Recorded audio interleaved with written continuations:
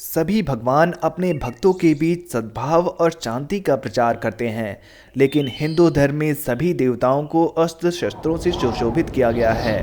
हिंदू धर्म में भगवान की शक्तिशाली हथियार ब्रह्मास्त्र और त्रिशूल से लेकर शक्तिशाली सुदर्शन चक्र तक हैं। हिंदू देवताओं के हर अवतार की आवश्यकता दुनिया में अच्छाई को पुनर्जीवित करने की है।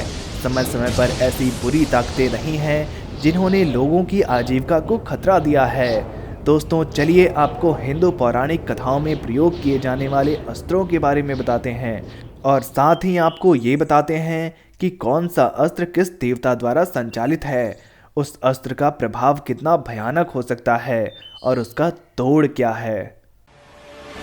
ये काल चक्र है। इस काल चक्र में मैं आप सबका अभिनंदन करता हूँ। दोस्तों, YouTube के बेल आइकन को बजाना ना भूलें हमारे लेटेस्ट अपडेट के लिए। ब्रह्मास्त्र। ब्रह्मास्त्र ब्रह्मा जी द्वारा निर्मित एक बहुत ही शक्तिशाली और संहारक अस्त्र है। एक बार इसके चलाने पर विपक्षी प्रतिद्वंदी के साथ साथ विश्व के बहुत बड़े भाग का विनाश हो जाता है और उस जगह 12 से अधिक वर्षों तक अकाल की स्थिति पैदा हो जाती है। यदि दो ब्रह्मास्त्र आपस में टकरा दिए जाएं तो मानो प्रलय ही आ जाएगा। इससे समस्त पृथ्वी का विनाश हो जाएगा। इस अस्त्र का काट किसी के पास नहीं था। पाशुपतास्त्र। पाशुपतास्त्र का सृजनकर्ता भगवान शिव को माना जाता है। यह अत्यंत विध्वंसक है और इसके प्रहार से बचना नामुमकिन है। यह अस्त्र भगवान शिव, माता काली और आदि पराशक्ति का हथियार है, जिसे मन, आँख, शब्द या धनुष से छोड़ा जा सकता है। यह ब्रह्मास्त्र द्वारा रोका जा सकता है। यह बाण महाभारत काल में केवल अर्जुन के पास था। नारायणास्त्र। भगवान विष्णु द्वारा निर्मित वैष्णव नारायणास्त्र पाशुपतास्त्र के समान ही विकराल अस्त्र है। इस बाण से शत्रु किसी भी सूरत में नहीं बच सकता, क्योंकि यह शत्रु की मौत तक उसका पीछा करती है। इसका केवल एक ही प्रतिकार है और वह यह है कि शत्रु अस्त्र छोड़कर नम्रतापूर्वक अपने को अर्पित कर दे।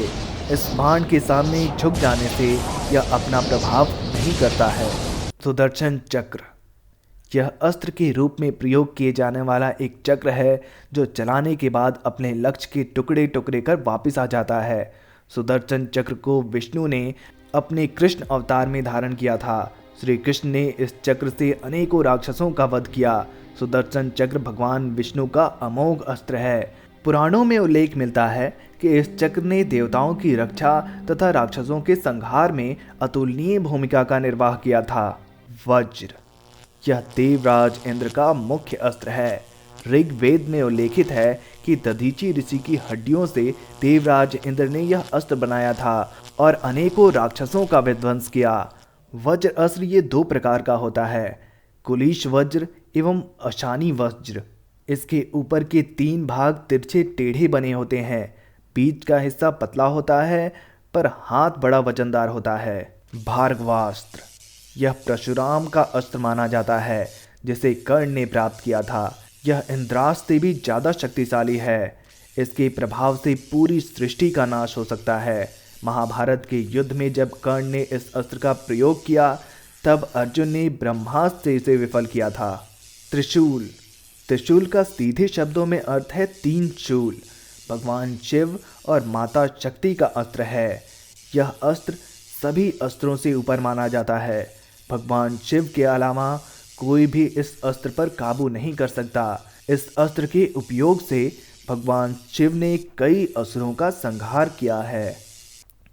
दोस्तों, हिंदू धर्म का सबसे शक्तिशाली अस्त्र कौन सा है, इस पर आप अपने विचार हमें कमेंट बॉक्स में ज़रूर बताएं। वीडियो पसंद आई है तो वीडियो को लाइक और शेयर ज़रूर करें। धन्यवाद।